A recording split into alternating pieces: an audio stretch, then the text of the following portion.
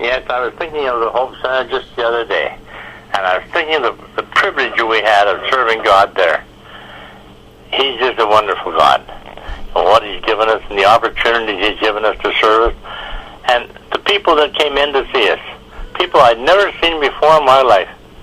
I was just thankful to have an opportunity to tell them about God's love, because He does love us, and He died for us, and He gave us salvation. And I just think it's a tremendous message, and we need to keep giving it out to other people. And that was the opportunity at the Hope Center, to have these people coming in, and we just looked like a store, and people would come in and they'd want to talk. And we had, at one time, I counted volunteers from 15 different churches attending and working with us. And it was wonderful. And I was just absolutely thrilled when I get thinking about it sometimes, about what we were able to do for Him. And He told us what to do. And I saw it happen more than once. Somebody would come in, and they'd start to talk, and I'd have to say, wait a minute, where do I get my Bible? What's it say in the Bible about that? And then we would discuss it from the Bible. And sometimes it makes a difference. And then I remember one time I think it was 3 ladies came in and sat down, and they were from another, I was going to say another denomination, but people that we don't recognize usually as Christians. And we had an opportunity to witness with them and tell them the way of salvation as we believe it. And I found that interesting. And a challenge to think that we are servants of God. And I've often thought about I'm not being a servant of a denomination, I'm a servant of God.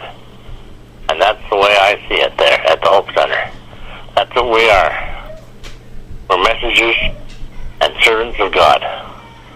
And we need to tell everybody that we can about the great love that He has given us and opportunities. And tell people, all you have to do if you have a problem is do 2 things. Pray about it and talk to God about it and ask Him for His guidance, because He gives it to us. As the same with reading the Bible. And I know there are a lot of translations of the Bible out there now. Not more than used to be. Most of us old fogies, we grew up with a King James. And I still have a King James. I happen to have a preference, slight preference, and only a slight preference, with the New King James translation. Because there are other translations. But the biggest thing is, take time to read the Word of God and to talk to God through prayer. And I can remember many days going home from work and going up in my room and closing the door and talking to God. I mean, I think of the time when we were doing the devotions for the Hope Center. And that's what was the way I handled it there. I went into a room by myself, closed the door, and asked God, what would you have me say today? And He did. And He gave us words to say. And then the next time we went in, we had people come in, and we know exactly what to say to them. Because God provided for us.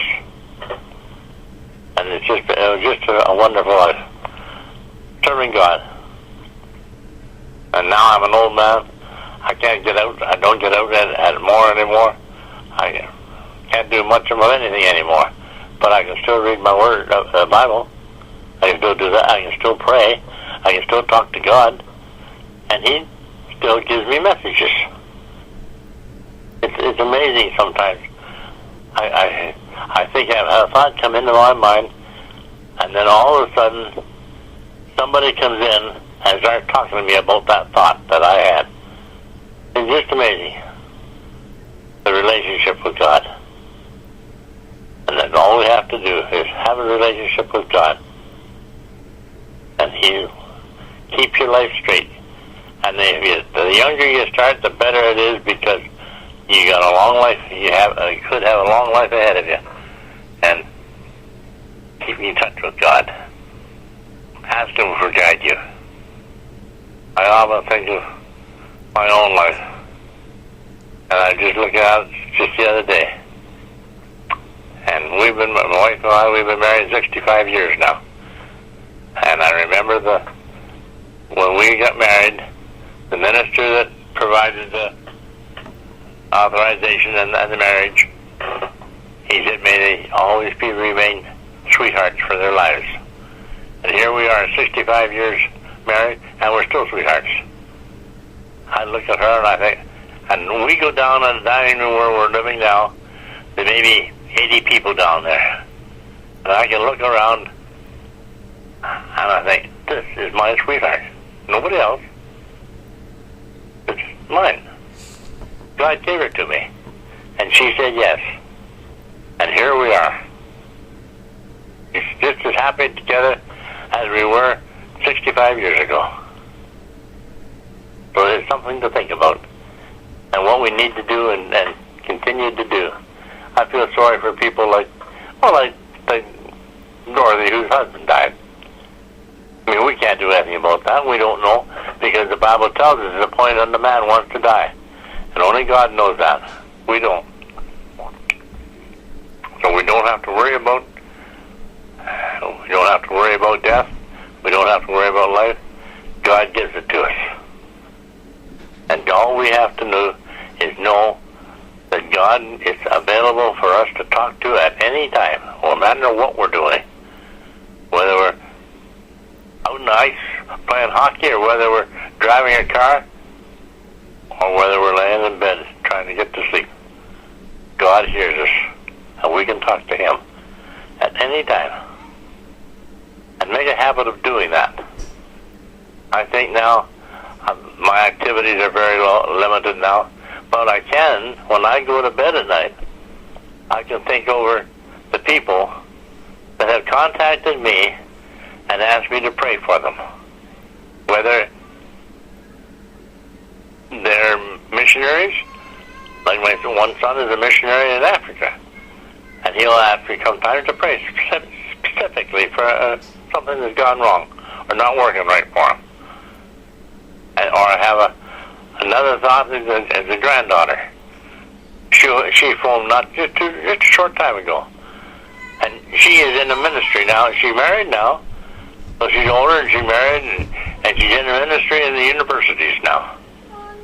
And she called me and asked me to pray for them. It's just tremendous to have family call you and ask me to pray for them. They know He knows God. They know we're in touch. So I thank you for His promises, and I just thank you for the opportunity to talk about the love of God.